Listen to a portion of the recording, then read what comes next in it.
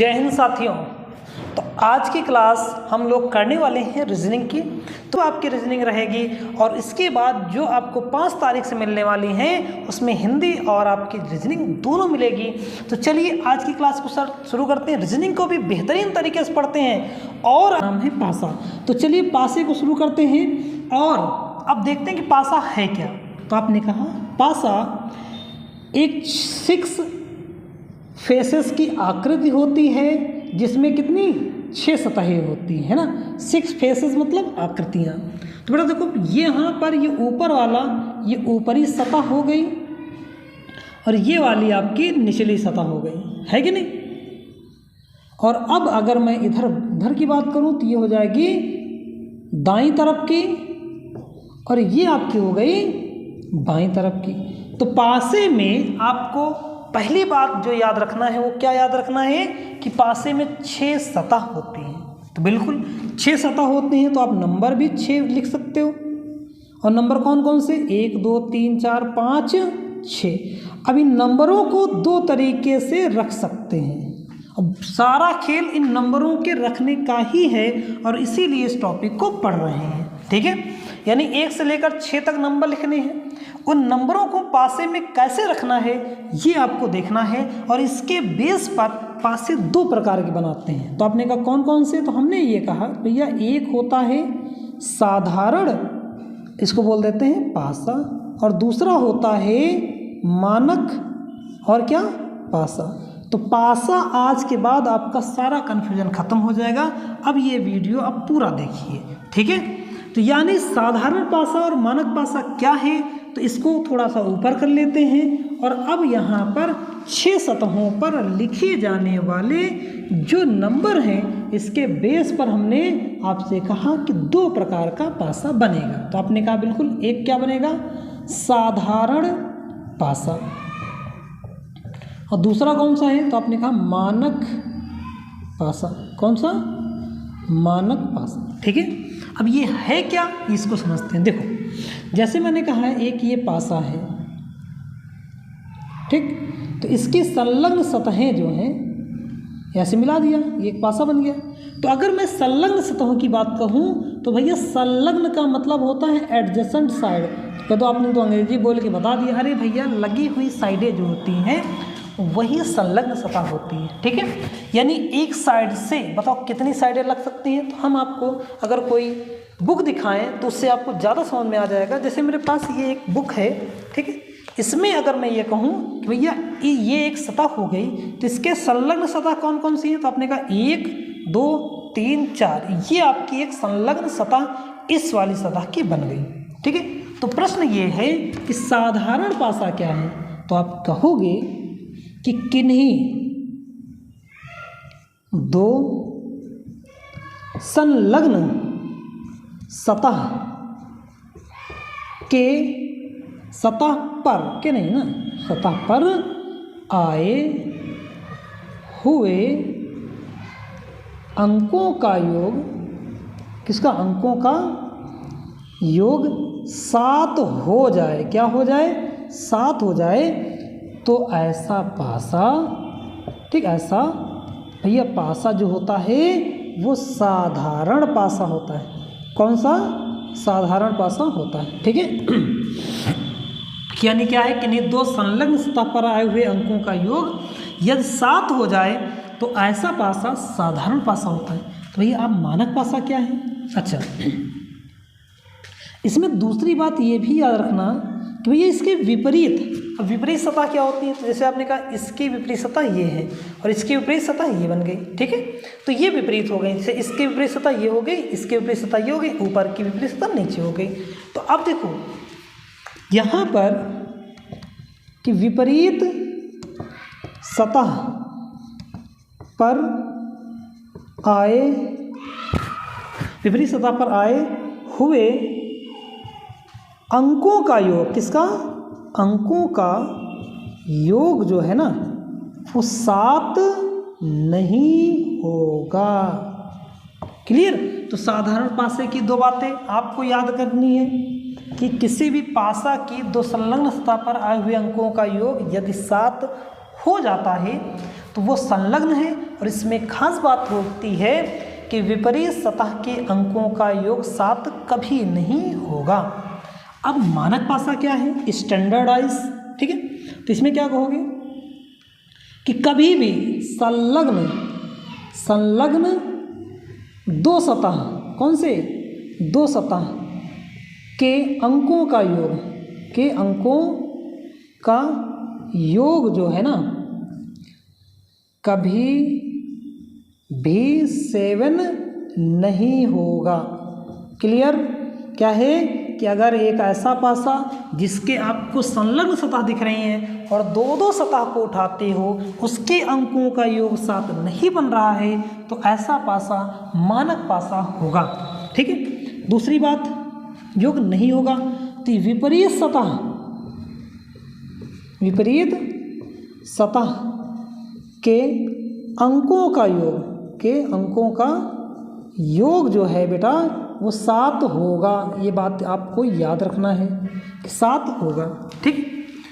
अच्छा, आपके मन में एक चीज़ आता होगा, गुरुजी ये तो भैया मानक आपने बता दिया 1 से 6 तक, कोई अगर चित्र बन जाए, कोई रंग बन जाए तो कैसे पासा है? तो बेटा वे सारे के सारे पासे वो हमारे मानक पासे होते, वो सारे पासे कैसे होते हैं? सब के सब साधारण पासे ही आते हैं। कौन कौन से? रंग वाले, चित्र वाले, ठीक है, और कुछ वाले। 1 से 6 की बात अगर करें तो ही मानक साधारण टूटेगा, अन्यथा सब साधारण है। क्लियर? तो चलो कुछ एग्जाम्पल से समझ लेते हैं कि कौन से पासे मानक हैं और कौन से साधारण हैं। फिर हम लोग क्वेश्चन करेंगे भैया विपरीत सतह पर आए हुए अंक कौन से हैं। तो आप ये बात समझ गए। तो देखो, अब मैं अगर ये कहूँ कि बताओ दिए गए चित्र में कौन सा पासा साधारण है, कौन सा मानक है। तो जैसे मैंने एक ये आपको बताया कि एक पासा ऐसे बना दिया और इस पर एक अंक लिख दिया कि 1, 5, 6। अब आपसे पूछें कि बताइए ये कैसा पासा है। ठीक है। तो आप नियम देखेंगे। देखो बेटा, इसकी संलग्न सतह ये वाली है, इसकी संलग्न सतह ये वाली है और इसकी संलग्न सतह ये वाली है ना। तो आप एक काम करो, ऐसी कोई 2 सतह उठाओ जिसके अंकों का योग कितना आ जाए? 7। तो आपने कहा अगर हम 1 और 6 को उठाएं तो देखो योग कितना आ गया? 7 आ गया। और जैसे 7 आया ये साधारण पासा कहलाया। जैसे ही 7 आया साधारण पासा कहलाया, और जैसे ही साधारण पासा कहलाया विपरीत निकालने में नियम आ जाएंगे। क्लियर? तो यानी क्या है, 6 + 1 आया 7 हो गया, यह एक साधारण पासा है। क्लियर? एक और नंबर देखते हैं कि हम आपसे पूछे बताइए अगर यहाँ पर एक पासा ऐसे दिया गया है, ठीक है, 2, 5, 6 ऐसे आ गया और पूछे बताइए कैसा पासा है। तो हमने कहा चलो चेक कर लेते हैं। कोई ऐसी 2 सतह उठाओ जिसके अंकों का योग 7 हो जाए, वो हमारा साधारण पासा होता है। आपने परिभाषा देखा तो 5 + 2 = 7 हुआ। इसका मतलब ये भी एक साधारण ही पासा होगा, है कि नहीं। चलो एक और देख लेते हैं। जैसे यहाँ पर ये फिगर हो, ठीक है, कि 3, 5, 6। अब आपको बताना है कैसा पासा है, ये कैसा पासा है। तो आपने कहा चलो चेक करते हैं। तो देखो 6, 3, 9, 5, 3, 8, 6, 5, 11। क्या 7 आया? नहीं। तो कैसा पासा हो गया? तो आप कहोगे किन्हीं भी 2 संलग्न सतह के अंकों का योग 7 नहीं हो रहा, अतः ये एक मानक पासा है। कैसा पासा है? मानक पासा। तो आपने कहा मानक पासा तो है, लेकिन इसका यूज क्या है? तो बेटा मानक पासा जो होगा ना, उसमें खास बात होगी कि उसका विपरीत हमेशा निश्चित होता है। विपरीत क्या होता है? निश्चित होता है मानक पासे का। ठीक है। तो 4 का विपरीत क्या हो जाएगा? 3, और 3 का विपरीत कोई कहे तो भैया 4 होगा। अगर 2 की बात करें मानक पासे में तो 5 होगा, और 6 की बात करें तो 1 होगा। तो 1 का विपरीत 6, 5 का विपरीत 2, 2 का विपरीत 5, 6 का विपरीत 1, 4 का विपरीत 3, 3 का विपरीत 4। वही बात मैंने दोनों लिखी थी। ठीक है। तो मानक में खास बात क्या होती है कि इसका विपरीत हमेशा निश्चित होता है, लेकिन साधारण में ऐसा नहीं होता है। तो होता फिर कैसे है? अगर एक ही पासे के एक से ज़्यादा रूप दे दिए जाएं तो बताना है कि आखिर विपरीत सतह क्या आएंगे। तो चलिए उसी को देखते हैं कि जब एक साधारण पासे के दो रूप दिए जाएं और उसमें एक सतह कॉमन हो तब हमारा विपरीत क्या निकलेगा। तो पहली बात तो विपरीत निकाल रहे हैं किसका, तो आपने कहा साधारण पासे का, ठीक है। और साधारण में भी हम जब एक सतह समान है तब, ठीक है। तो अब देखो जैसे मैंने एक पासे के दो रूप बनाए, ध्यान रखना सवाल में हमेशा लिख के आएगा कि एक पासे के दो रूप हैं और दोनों ही एक ही पासे के हैं, तो बताना कौन किसका विपरीत है। जैसे हमने यहाँ पर लिखा 1 6 2, फिर आ गया 6 5 4, ये एक ही पासे के दो रूप हैं। अब आप बताना है कौन किसका विपरीत होगा। तो सबसे पहले एक सतह समान मैंने कहा ना, तो देखो आपको दिख रही है एक सतह समान दिख गई। तो आप मुझे बताओ 6 के आगे कौन सा नंबर आएगा, तो आपने कहा 2, यानी इसको क्लॉकवाइज नंबरों को आगे बढ़ा दीजिए, ठीक है। 6 के आगे 2, 2 के आगे 1।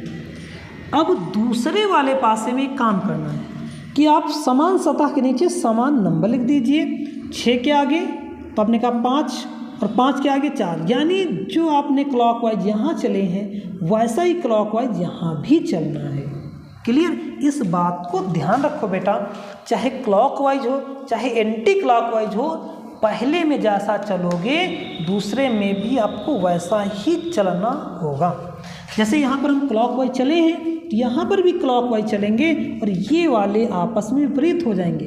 बताइए कौन सा नंबर दिख नहीं रहा, तो आपने कहा 3 नहीं दिख रहा, तो 3 6 का विपरीत हो जाएगा और 2 5 का विपरीत हो जाएगा, ठीक है, और 1 4 का विपरीत हो जाएगा। तो आई होप इस बात को आप समझ पा रहे हो। एक और एग्जाम्पल समझाता हूँ।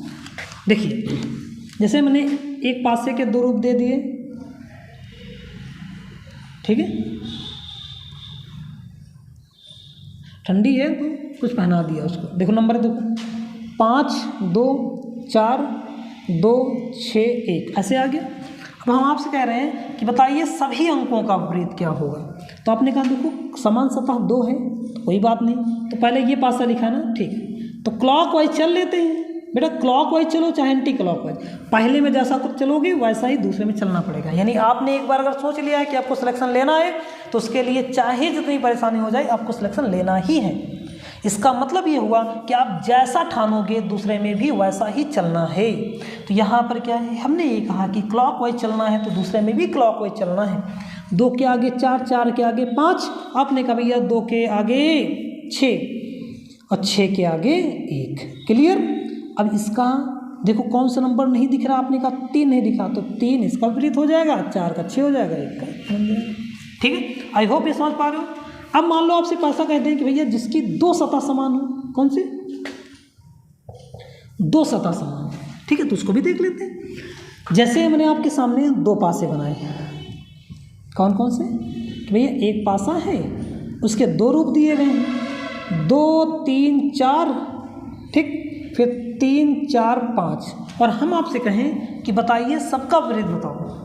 तो कभी भी अगर एक पासे के 2 रूप दिए जाएं तो उसमें जो भी 2 सतह समान हैं उनको तो पहले एकदम कैंसिल कर दो, ठीक है। तो आप देखो 3 4 और 3 4 एकदम कैंसिल, बचे हुए जो भी होते हैं ना वो हमेशा 100% विपरीत होते हैं। तो अगर मैं कहूँ कि भैया 2 का विपरीत क्या है, तो आपने कहा 5, कैसे मैं दिखाता हूँ आप जैसे ये आपको दिख रही बुक, ये 3 सतह दिख रही हैं, ठीक है, ये वाली समझना, और मैं इसको डायरेक्ट चेंज कर दूँ, देखो 2 सतह यही हैं, सिर्फ ये वाली विपरीत गई, इसका मतलब 2 सतह समान है, इक्वल है। तो जैसे ये बनाया तो इसका विपरीत ये बनेगा, है कि नहीं। तो यानी दोनों सतहें कटने के बाद बची हुई सतहें एक दूसरे के विपरीत होंगी। लेकिन अगर कोई आपसे पूछे भैया 3 का विपरीत क्या है, तो आपको नहीं पता कि 1 है कि 6 है, और अगर कोई कहे 5 का विपरीत बताओ तब भी आपको नहीं पता 1 है कि 6। तो ये आपका जब 2 सतह समान होंगी तब ये आपका ये वाला 100% विपरीत रहेगा। उन दोनों में आप कंफ्यूज हो जाओगे कि भैया एक है कि 6, एक है कि 6। क्लियर? एक और समझते हैं, जब दो सतह समान का हो। देखो, जैसे एक पासा हमने बनाया, एक पासे के दो रूप दे दिए गए हैं कि 1 6 2, फिर 6 1 4, मान लो इसे बना दिया। तो आप मुझे बताओ, इसमें दो सतह समान का मतलब 1 6 कट कर दिया। तो ये जो 2 और 4 हैं, ये एक दूसरे क्या हो गई? आपने कहा बिल्कुल 100% विपरीत हो गई। यानी 2 का विपरीत क्या है? तो आपने कहा 4। लेकिन अगर कोई पूछे 1 का, तो या तो 3 या तो 5, 6 का या तो 3 या तो 5। आप इस पर कभी भी 100% नहीं हो पाएंगे। क्लियर? तो दो सतह समान भी हो गए। अब आते हैं जब कोई सतह समान न हो, क्या हो? जब कोई सतह समान ना हो, तब कैसे करेंगे, है ना? तो जब कोई सतह समान ना हो तो इसका बनाएंगे कि सबसे पहले दो पासे लिखेंगे, और इन पासों को बेटा ध्यान से मेरी बात समझना, मैं जो बोलने जा रहा हूँ। 1 2 3 4 5 6 ऐसे लिख दिया। अब आपको एक ही पासे के दो रूप दिख रहे हैं और दोनों ही पासे क्या हैं? अलग अलग हैं, है कि नहीं?